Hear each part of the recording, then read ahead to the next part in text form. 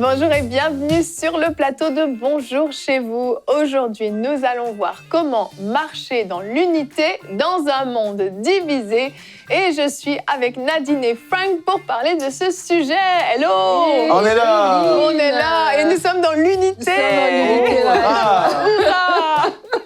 Frank est content de participer à cette émission. C'est vrai que c'est rare que tu n'arrives dans la semaine que le mercredi pour venir dans Bonjour chez vous. Il se passe quelque chose. Ah, j'ai l'impression que tu es en train d'être peu à peu sorti de Bonjour chez vous. S'il vous plaît, écrivez un commentaire. S'il vous plaît. Là, je fais semblant de pleurer comme ça devant mon plus jeune garçon, Anthony. Oui.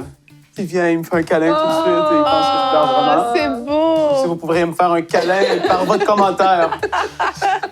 Moi, je partage pas de commentaires, mais je te le dis, Frank, on veut que tu restes, je veux que tu restes. Cool. Un excellent chroniqueur et on est content que tu sois là, surtout pour nous parler de l'unité, un thème que tu aimes beaucoup. Tu portes tellement bien. C'est ce que vous m'avez dit avant l'émission. C'est ça. Tu as dit tellement de choses avant l'émission. Je suis un porte-parole de l'unité. Exactement. C'est cool. L'unité, c'est pas un thème qui attire énormément en général, mais malgré tout, en fait, tous les jours, on est confronté à des divisions, à des disputes de mots autour de nous, parce qu'en fait, on a beaucoup d'avis différents. Ça peut être le cas peut-être au travail, peut-être dans votre famille, peut-être même dans votre couple. Il y a des divergences, et on va voir comment conserver cette unité. Oui, dans un monde en fait où la division règne malheureusement dans beaucoup de domaines. Nous, en tant que chrétiens, nous devons marcher dans l'unité et dans l'amour. Et Nadine, tu vas faire une rubrique famille aujourd'hui sur la fratrie, l'unité dans la fratrie. Exactement, on va parler de la fratrie. Est-ce que c'est un lieu de conflit ou un lieu d'unité? On va donner des petits conseils à des parents, comment maintenir cette fratrie, mais aussi à l'âge adulte, lorsqu'on vient d'une fratrie qui a été très divisée, très brisée, comment est-ce qu'on peut rebâtir tout ça? On va parler tout à l'heure. Waouh, tout un programme. Moi, j'ai hâte de t'entendre. Bon, Frank, on commence tout de suite. T'es prêt? Je suis prêt quand même, oui. T'es prêt quand même, parfait. Allez, on commence avec la pensée du jour.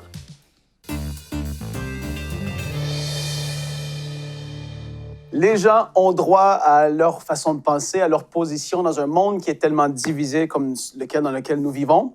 Mais en tant qu'enfant de Dieu, c'est important de comprendre qu'on a le droit d'avoir notre position, notre façon de penser aussi.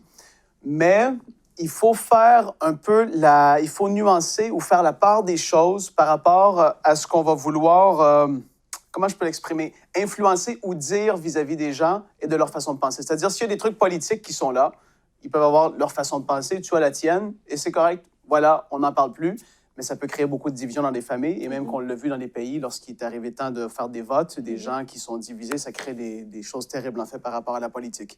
Autre que ça, la religion, façon de penser par rapport à ta foi, etc. et tout. Où est-ce que la Bible est claire, par contre? C'est qu'on doit, par rapport à notre position personnelle en tant qu'enfant, fils ou fille de Dieu, avoir une position qui soit ancrée, qui soit en accord avec la parole de Dieu. Et ça, c'est des choses qui sont non négociables. Donc, c'est beau de vouloir être dans l'unité tout le temps, mais alors qu'un gouvernement ou alors que quelqu'un veut commencer à imposer une chose qui va contre nos valeurs ou contre notre foi par rapport à ce que dit la parole, c'est là où est-ce que c'est plus difficile, où est-ce que ça se corse et où est-ce qu'on n'a pas une façon de tomber dans la tolérance par rapport à notre propre vie. Si quelqu'un veut nous influencer à aller faire une chose qui est un péché selon la parole de Dieu, on ne peut pas être et maintenir une unité à ce niveau-là. Et c'est là où est-ce qu'on doit connaître qui nous sommes et ce que la parole de Dieu dit.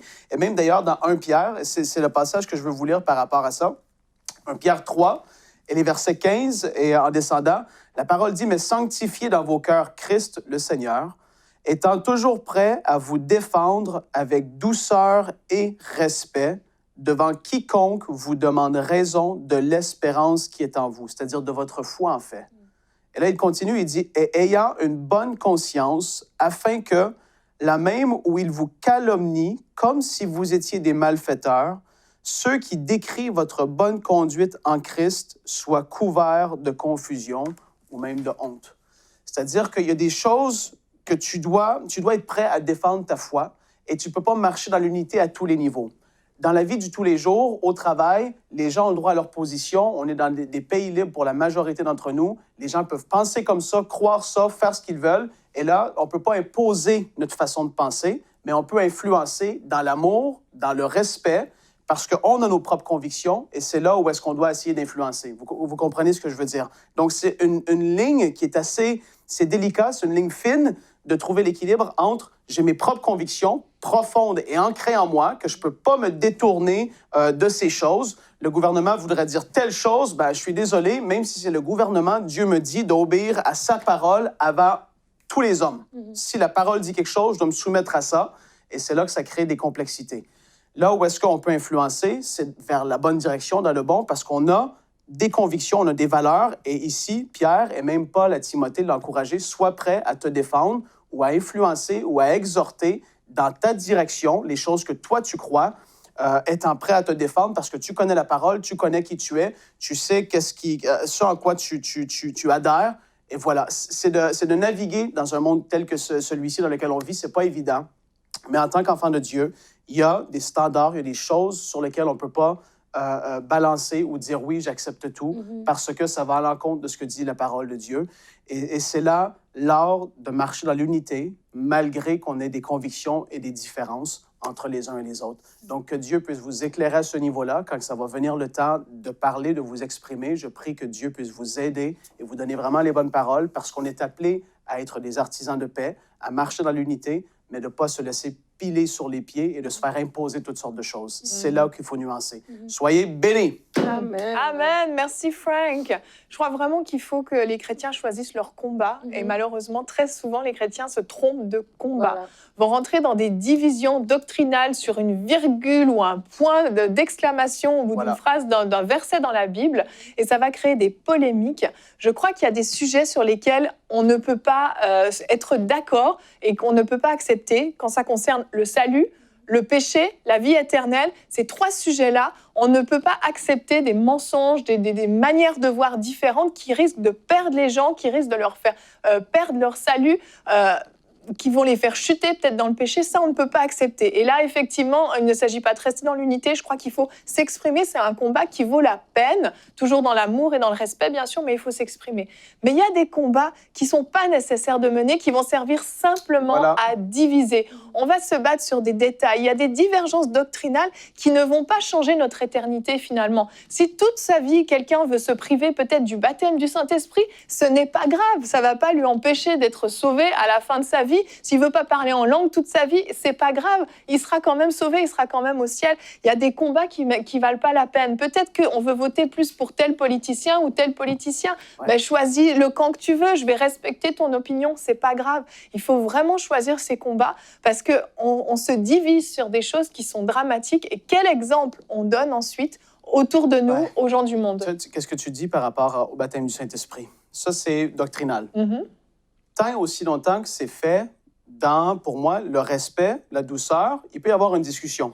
Quand ça commence à lever le ton, ou quand il y en a un qui commence à être piquant, retire-toi. Exact. Tu vas avoir, comme la parole dit, défendu ta conviction, ta doctrine. Paul, il dit à Timothée, et même c'est écrit à Tite aussi, de pouvoir se défendre et réprimander ceux qui vont vouloir égarer des gens dans les fausses doctrines. Il faut être capable. Mais lorsque ça apporte des divisions, c'est là qu'il y a un problème.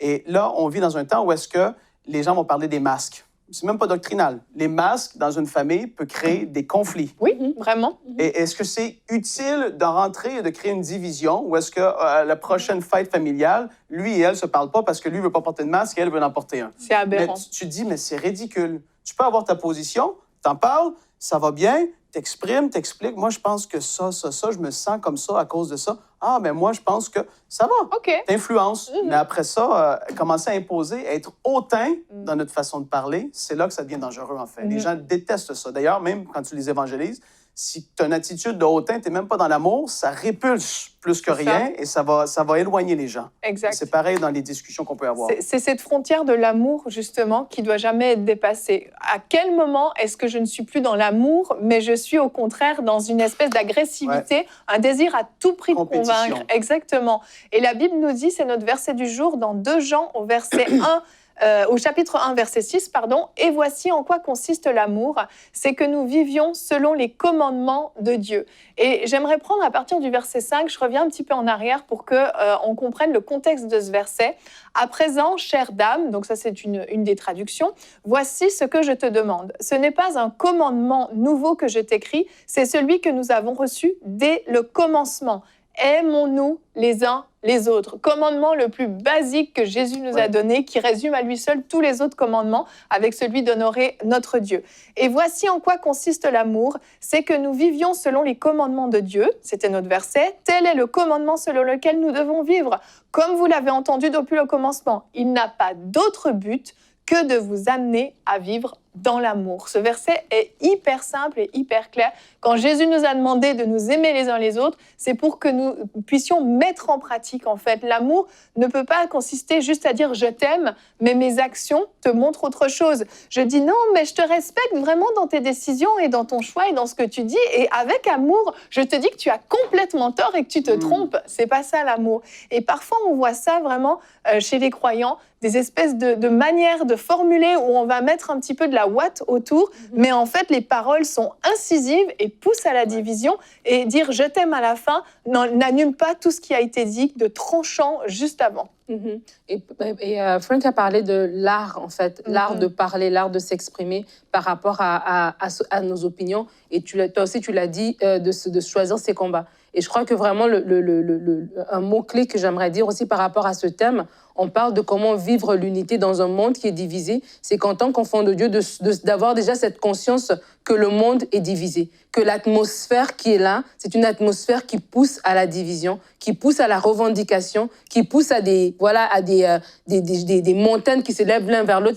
C'est pas une atmosphère qui pousse à la conciliation. Et donc, en tant qu'enfant de Dieu, on doit marcher justement avec cette pensée d'être un agent de paix, d'être conciliant. Parce que c'est facile, en fait, de glisser dans cette division. Et c'est facile, comme tu dis, de même vouloir, en présentant ma position chrétienne, mais en fait, je suis en train de te dire que tu es complètement zéro, mais je te mets ça dans que Dieu vous bénisse, et puis voilà, je t'emballe ça dans un verset. Et tu le vois des fois sur Internet, des chrétiens, pas des gens du monde, des chrétiens se parler entre eux, des commentaires sous commentaires, et chacun se dit, je suis dans la parfaite vérité, j'ai mon verset à l'appui, et l'autre a un autre verset à l'appui. Et en fait, nous-mêmes, en tant que chrétiens, quel message, quelle image on donne de l'évangile, de la marche avec Dieu à toutes ces personnes qui nous regardent. En fait, c'est de même de dire, même au sein de la vie chrétienne, comme vous dites, il peut y avoir des différences doctrinales, mais après, il y a des points principaux. Après, dans l'éternité,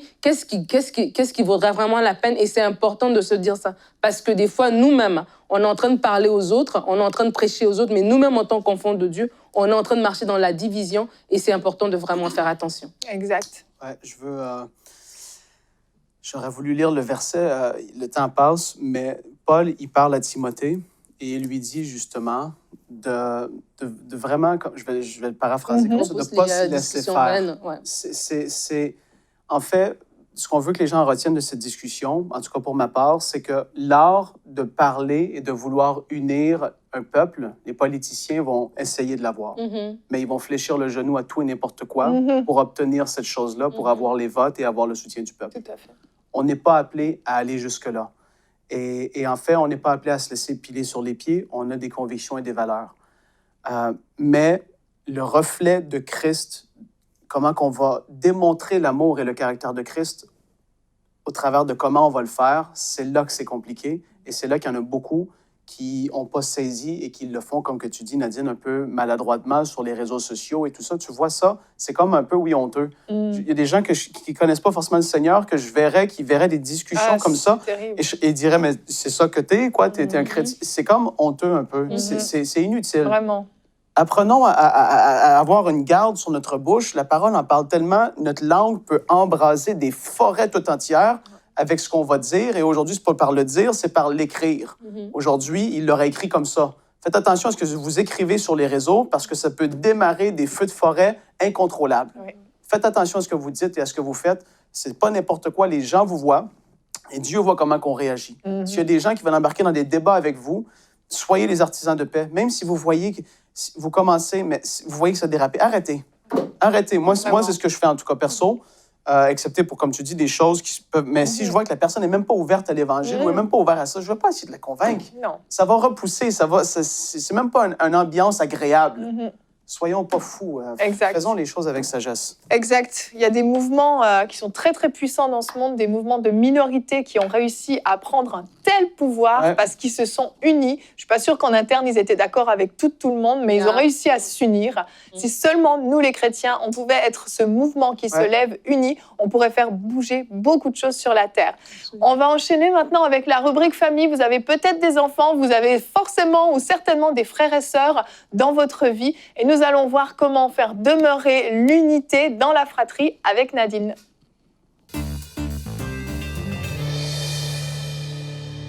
Alors Evelyne, on va faire cette rubrique famille ensemble. Je vous invite vraiment à m'interrompre alors que je fais cette rubrique famille. On a des frères et sœurs et on a des enfants, donc on est déjà qualifiés. Exactement. Bon. Alors j'ai intitulé ma rubrique fratrie, lieu de conflit ou lieu d'unité, parce qu'en fait tout commence par la famille. La famille est ce noyau dans lequel on va se trouver. Chacun d'entre nous, on est dans une famille et on va beaucoup apprendre de par notre famille, en fait. Et ça va nous conditionner, en tout cas, ça va nous préparer ou ça va nous donner des façons de faire qui vont nous accompagner à l'âge adulte. Donc, tout le début de cette émission, en fait, c'est déjà le résultat, j'ai envie de dire, de comment on était à l'âge de l'enfance. Si dans la famille, on était des gens qui étaient déjà querelleurs et que notre atmosphère de famille était une atmosphère de division, ben après, c'est comme si c'est en nous, en fait. Et vraiment, il faut renouveler notre intelligence pour défaire ces choses-là. Et donc, la première des choses que je veux dire, c'est ça, c'est que les enfants, ils nous copient dès le bas âge. Et cette rubrique, c'est peut-être, oui, si vous avez des frères et sœurs, mais même si vous êtes parents, et même si vous êtes un parent en devenir, ça concerne tout le monde. J'avais lu une étude de l'Université du Michigan qui démontrait que même un enfant de 14 mois, donc ils ont fait des études sur des bébés de 14 à 24 mois, je crois, et on les a placés devant la télévision et ils ont vu quelque chose. Et après, ils devaient répéter. Et on a pu voir qu'un enfant de 14 mois, donc un bébé de moins d'1 an et demi, qui était devant juste 20 secondes de télé, était en mesure de répéter ce qu'il avait vu à l'image qu'il avait vue à la télévision. Et donc, ça veut dire que tout bébé, l'enfant, il réagit déjà, il observe déjà et il copie. Les enfants imitent énormément. Et des fois, en tant que parent, j'ai envie de dire que les parents sont le premier modèle d'unité parce que les enfants vont imiter. Et en tant que parent, on peut penser que l'enfant va juste écouter ce que je lui dis, mais en fait, il va beaucoup plus répéter ce que je fais que ce que je lui ai dit. Et ça, c'est important de s'en rendre compte. Ça peut être donner un peu de pression en tant que parent, mais c'est important de se dire que la façon dont on se parle envoie un message à nos enfants. Et lorsqu'on parle d'unité, on parle de conflit dans la famille. Les conflits peuvent arriver entre parents, mais vraiment, je vous invite, en tant que parents, à réfléchir à la façon dont vous réglez vos conflits de couple. Est-ce que vous parlez de vos conflits de couple devant vos enfants? Est-ce que vous vous criez dessus lorsque vous êtes fâchés? Est-ce que vous claquez des portes? Est-ce que vous vous disputez devant vos enfants dans la voiture? Vous pensez qu'ils sont derrière et qu'ils n'entendent pas, mais ils vous voient en fait, ils voient votre colère, ils voient que vous êtes frustrés, etc. Donc apprenez aussi à protéger, j'ai envie de dire, vos enfants dans les moments de conflit, de savoir que non, ça c'est un temps de famille. Et là, c'est nos conflits d'adultes, de mari et femme. Bon, on va en parler ailleurs, on va en parler quand les enfants sont couchés, on va parler dans la chambre. Bref, on ne va pas exposer nos enfants à une atmosphère de conflit à tout moment. Ça contribue vraiment à forger non seulement l'atmosphère de la maison, mais eux aussi, c'est des ressentis qu'ils vont garder avec le temps. Donc, mon deuxième point, c'est de dire que la famille, justement, est un lieu d'apprentissage. Donc, la famille est ce premier noyau, comme je l'ai dit au début, dans lequel l'enfant va se développer. Et au niveau de la fratrie, c'est important de comprendre que le conflit en lui-même, c'est pas mauvais. Quand Frank l'a dit qu'on a des opinions, chacun a son opinion, c'est pas mauvais d'avoir une opinion différente de l'autre. Le problème, c'est comment est-ce qu'on exprime son opinion. Et donc, c'est important aussi en tant que parent de donner la place à nos enfants pour ils apprennent à argumenter, à défendre leurs idées. Ben moi, je veux qu'on regarde tel film. L'autre veut regarder autre film. Et là, ça devient une discussion entre eux. Et des fois, ils doivent trouver un terrain. Ou on tranche en tant que parent. Ou on tranche en tant que parent, mais ou bien on les laisse en parler, puis l'autre dira, bah, tiens, lui, on pourra le regarder plus tard. L'enfant apprend à argumenter, etc. Et donc, c'est important, le faire aiguise le faire. L'homme s'aiguise au contact de son prochain. Et ça commence dès ce moment-là. Et je le dis pourquoi? Parce que des fois, en tant que parent, on peut tout de suite trancher. tout de suite parce qu'on veut pas de conflit dans la maison et on veut l'image des réseaux sociaux, voilà, la belle famille, tout le monde est tout beau et on se dispute pas, etc. Et donc, les gens ils répriment leurs émotions, ils répriment leurs opinions, ils savent pas s'exprimer comme il faut, ils savent pas exprimer leur colère de façon posée. Et donc, c'est pas, à la longue, c'est pas gagnant comme stratégie. Donc, c'est important de dire à ces enfants, OK, ici, oui, c'est important de s'exprimer, tu as le droit de pas être d'accord, tu as le droit d'exprimer ton opinion, mais tu dois respecter l'autre en t'exprimant. Et quand tu respectes l'autre, c'est que tu te respectes aussi toi-même. Et des fois, les gens, ils comprennent pas ça. On parlait tout à l'heure des gens qui discutent en ligne, mais tu comprends pas que quand tu manques de respect à l'autre, c'est à toi-même que tu te manques de respect, en fait, quand tu fais ça. Et donc, c'est important de pouvoir dire ça aux enfants. Pourquoi? Parce que dans les échanges, il y aura des choses qui vont être dites, mais c'est important. Pourquoi? Parce qu'après ça, ça va établir une ligne à ne pas franchir. Donc, ça veut dire que lorsqu'on a un conflit en tant que famille, oui, il y a des choses qui peuvent se dire, il y a des discussions qui peuvent être à avoir, mais il y a un contexte qui doit être respecté. Et en tant que parents, on doit dire à nos enfants, tiens, là, il y a une ligne à ne pas franchir. Ouais. Quand tu discutes avec ton frère, voici ce que tu ne dois pas dire. Et ça doit être important de le verbaliser. Le verbaliser, que ce soit un enfant de 5 ans, que tu peux pas taper ta petite sœur. C'est une ligne à ne pas franchir, ça, tu vois. On peut pas seulement se dire que parce que c'est des enfants, ça court, ça casse tout. Non, ça, c'est une ligne à ne pas franchir. Claquer des portes, ça, c'est une ligne à ne pas franchir. Et c'est important de verbaliser ces choses. Comme ça, l'enfant, il grandit avec cette information en lui que insulter, ce n'est pas bien. Se moquer, ce n'est pas bien. Et c'est des choses qui vont l'accompagner. Parce que quelqu'un qui ne sait pas régler ses conflits, quelqu'un que parce qu'il est fâché, il dit tout ce qui lui passe par la tête, arrivé au travail... bonne chance, tu vois. Tu as c'est sûr. Hein. Tu as des chances d'avoir des problèmes avec tes collègues de travail. Il y aura des confrontations à un moment donné. Sur des gens qui ne connaissent pas le Seigneur, qui ont des opinions très fortes. On a rencontré. Hein. Ça, tu frappes un mur des fois. C'est sûr. Tu frappes un mur, mais des fois, ça fait du bien, ça calme. Mais c'est vrai parce qu'après, tu peux partir de mauvaise réputation parce que tu as eu un échange dans un bureau par rapport à un projet, mais parce que tu n'as pas su t'exprimer de la bonne manière. Et en couple, un homme qui ne sait pas parler quand il est fâché, une femme qui ne sait pas parler quand elle est fâchée, ça fait des dégâts dans le couple. Donc, c'est vraiment important. Ce n'est pas un sujet anodin. C'est important de pouvoir le mettre en pratique dès l'enfance, en tant que parent, d'inculquer à nos enfants c'est quoi les lignes à ne pas franchir, la méchanceté, de faire les choses sciemment. Là, vraiment, il faut intervenir. Quand on voit que non, là, c'est plus un conflit banal de jouets, ça devient quelque chose de plus profond. C'est important d'intervenir là-dedans et d'important aussi de régler les choses, comme je disais, par rapport au respect. Donc, dans une situation de conflit, on peut ne pas d'accord, mais nous devons absolument démontrer de la considération pour l'autre parce que lorsqu'on fait ça, c'est qu'on se respecte soi-même. Oui. Et on parle de la famille comme étant un lieu où il peut y avoir des conflits et je pensais à la famille d'Abraham. Parce que quand on voit l'Ancien Testament, sur toutes ces familles-là qu'on a pu voir vraiment le début et vraiment la continuité, on voit qu'il y a eu des conflits. Il y a eu des conflits dans la famille de David, il y a eu des conflits, Joseph et ses frères, il y a eu des conflits dans la fratrie. Et dans la famille d'Abraham, il y a eu ce conflit au niveau qu'Abraham a eu le fils de la servante alors qu'il devait attendre le fils de la promesse. Et là, tu vois qu'il y a eu le conflit des parents. Comment les conflits des parents, des fois, peuvent affecter les enfants. Abraham a dû chasser Agar et son fils. Et après, même quand il a eu d'autres enfants, la Bible nous dit dans Genèse 25, au verset 5 à 9, qu'Abraham donnait tout ce qu'il possédait à Isaac, parce qu'Isaac était le fils de la promesse. Quant aux fils de ses concubines, il leur fit des cadeaux et il les envoyait de son vivant, loin de son fils Isaac, vers l'est, dans un pays d'Orient. La durée de la vie d'Abraham fut de 175 ans, puis il expira. Abraham mourut après une heureuse vieillesse, âgé et rassasié de jours. Il alla rejoindre les siens. Ses fils Isaac et Ismaël l'enterrèrent. Et ça me fait toujours, quand je lis ce verset, je vois que Isaac et Ismaël ont enterré leur père. Ils ont pu venir ensemble pour enterrer leur père, alors que Isaac et Ismaël étaient deux victimes, j'ai envie de dire entre guillemets, des conflits parentaux en fait. Oui. Des conflits dans lesquels ils ont été, malgré eux, mêlés. Tu vois. Et je crois qu'en tant que, je disais au début de la rubrique, que cette rubrique, c'est aussi, oui, en tant que parents par rapport à nos enfants, mais en tant qu'adultes. On est des adultes ici, puis il y en a d'entre vous qui regardez, puis vous avez grandi dans une fratrie qui était flétrie, j'ai envie de dire. Une fratrie qui était divisée, parce que peut-être il y avait du favoritisme de la part d'un parent, peut-être qu'il y avait des injustices, peut-être qu'il y avait des disputes à n'en plus finir, et vous avez grandi, et puis maintenant, chacun est parti de son côté. Et comment est-ce qu'on peut guérir? Je crois qu'on peut guérir des hostilités passées pour vraiment bâtir aussi une fratrie qui est unie à l'âge adulte. Et on voit par rapport à Isaac et Ismaël que ils ont choisi, c'était comme...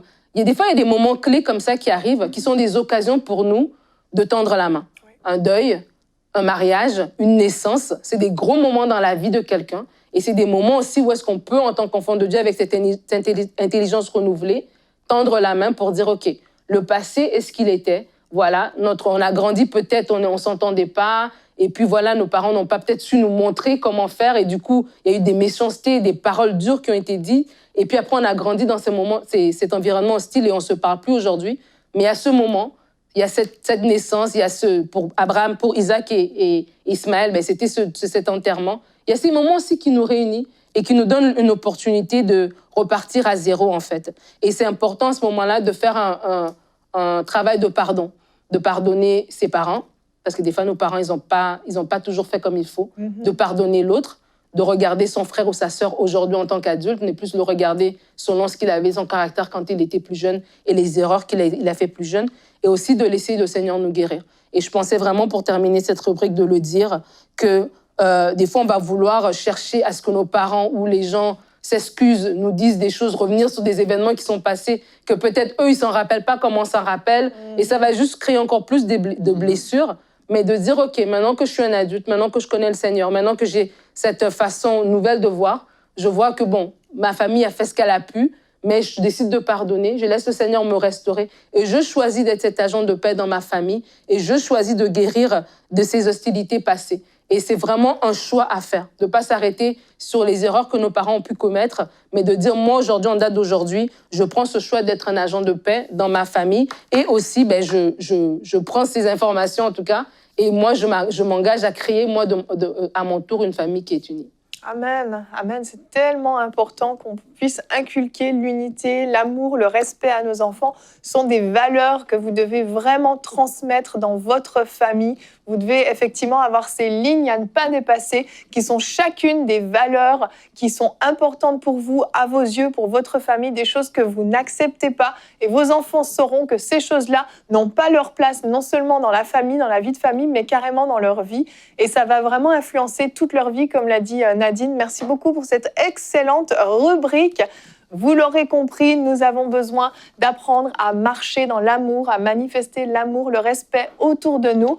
On ne sera jamais tous d'accord les uns avec les autres et l'objectif n'est pas là. Mais on doit être capable de rester unis malgré nos différences, malgré notre manière de penser différente sur certains points qui ne sont finalement pas si importants. Vraiment, marchez dans l'unité, marchez dans le respect des autres et choisissez vos combats. Il y a certains combats, laissez-les simplement derrière vous. Ça ne vaut pas la peine de les entreprendre. On va se retrouver demain. Nous allons parler d'évangélisation dans les temps dans lesquels on est. Église, c'est le moment d'évangéliser. Sera notre thème du jour et Jérémy sera avec nous sur le plateau pour nous apporter la pensée du jour. Et nous aurons comme chaque jeudi la rubrique Pasteur, j'ai une question et Culture et Médias. Ça va être moi. Ça va être toi pour Pasteur, j'ai une question, ce sera Franck. Et Nadine pour Culture et Médias. Faut être là, À demain, bonjour chez vous.